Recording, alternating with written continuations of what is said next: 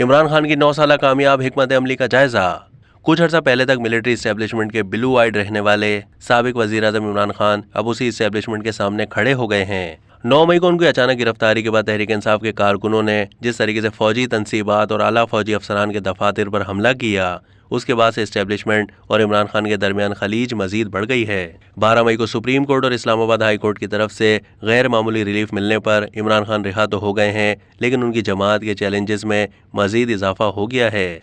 10 से ज़ायद जमातों की इत्तेहादी हुकूमत और फौजी क़यादत ने वाज़ेह पैगाम दिया है कि फ़ौजी तनसीबात पर हमला तहरीक इंसाफ के कारकुनान की तरफ से हुआ है और इसमें अफगान तारिक वतन भी शामिल हैं। इमरान खान ने यह दावा कर दिया है कि फ़ौजी तनसीबात पर हमले में एजेंसीज के लोग शामिल थे और ये सब कुछ इसलिए किया गया ताकि तहरीक इंसाफ पर पाबंदी आयद की जा सके।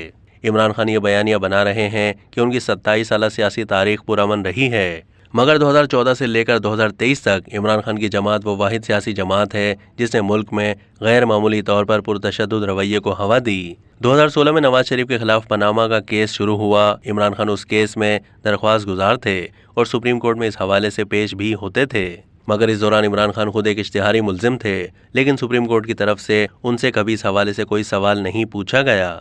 2018 में तहरीक इंसाफ की हुकूमत आ गई।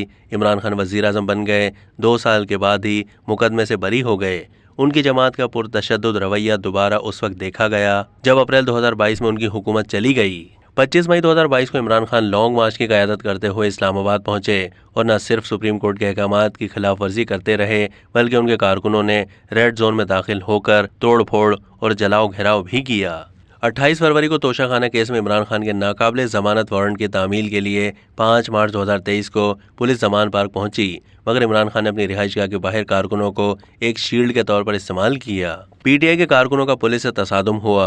यूं 7 मार्च 2023 को भी इमरान खान एक बार फिर तोशाखाना केस में गैर हाजिर रहे और उसी दिन इस्लामाबाद हाई कोर्ट ने इमरान खान के वारंट मुअत्तल करते हुए उन्हें 13 मार्च को सेशन अदालत में पेश होने का हुक्म दे दिया। लेकिन इसके बावजूद 13 मार्च को भी इमरान खान सेशन अदालत में नहीं गए, बल्कि लाहौर में एक रैली की क़यादत करते रहे, जिसके बाद उनके नाकाबिले ज़मानत वारंट गिरफ्तारी बहाल हो गया। 14 मार्च को Islamabad police DIG operations Shahzad Bukhari की सरबराही में इमरान खान को गिरफ्तार करने के लिए जमान पार्क पहुंची और एक बार फिर पुलिस और पीटीआई के कारकुन आमने सामने आ गए।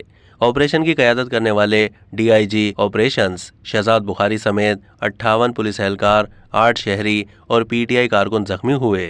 गोलें चलाई और पथराव किया, तोड़ फोड़ की। कारकुनों ने पुलिस की वाटर कैनन भी जला दी। रेस्क्यू 1122 का फायर टेंडर आग बुझाने पहुंचा तो उसे भी आग लगा दी। पुलिस की तरफ पेट्रोल बम भी फेंके। इमरान खान 18 मार्च 2023 को ट्रायल कोर्ट में पेश होने के लिए कारकुनों के हुजूम के साथ जुडिशल कॉम्प्लेक्स के अंदर दाखिल हो गए। इस दौरान हंगामा आराई हुई, तोड़फोड़ की गई। पीटीआई के कारकुन और पुलिस एहलकारों में तसादुम हुआ और पूरा जुडिशल कॉम्प्लेक्स महसूर होकर रह गया। इमरान खान ये मौक़िफ़ इख्तियार करते थे कि कारकुनों को वो नहीं बुलाते, बल्कि वो खुद ही आ जाते हैं।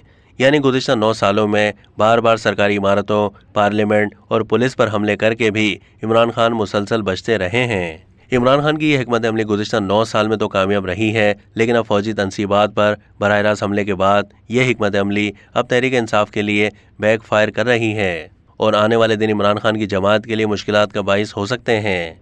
अब तक के लिए इतना ही। मज़ीद मालूमात के लिए डेली जंग के यूट्यूब चैनल को सब्सक्राइब कीजिए।